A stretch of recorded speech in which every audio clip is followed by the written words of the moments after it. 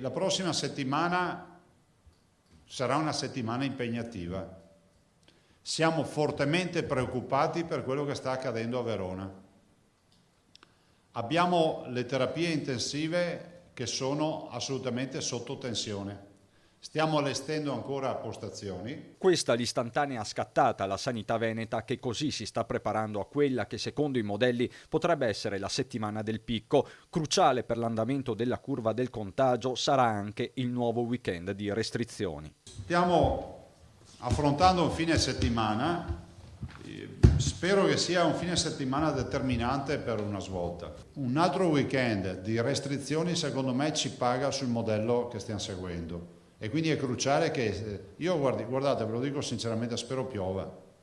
Non si dovrebbe dire così, ma se piove e fa freddo siamo almeno un po' più motivati a non star fuori. Restrizioni che permangono con delle deroghe indicate tassativamente da una circolare esplicativa del Dipartimento regionale di prevenzione adottata in queste ore. Che va a diciamo così, indicare bene le uscite o gli spostamenti delle persone con grave disabilità intellettiva, disturbi dello spettro autistico e patologie psichiatriche ad elevata necessità di supporto. Quindi questa categoria, non solo lo spettro dell'autismo, ma anche la disabilità grave, quindi patologie legate appunto a crisi comportamentali. Rispettare i decreti quindi resta l'imperativo, così come l'invito a essere responsabili nei confronti di chi lavora nei servizi essenziali. I corrieri mi pregano di fare un appello e lo faccio volentieri. Mi dicono: noi siamo sempre al fronte, siamo per le case, per le aziende a consegnare pacchi.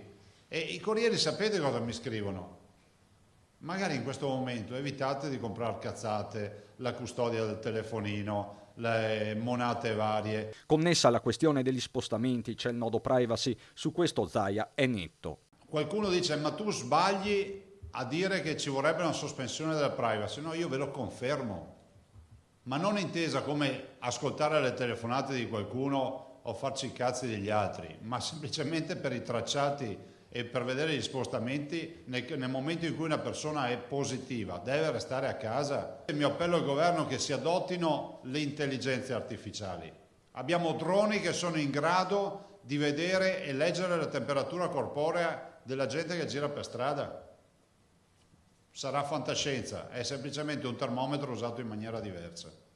È un termoscanner, no? Ennesimo appello che arriva nell'ennesima giornata in trincea, la prima da neo 52enne per Zaia, con gli auguri di compleanno dei giornalisti. Non è il modo migliore per festeggiare il compleanno, però insomma, sapete che avanzate tutti un bicchiere di prosecco e noi ne abbiamo tanto di prosecco, per cui non abbiamo problemi.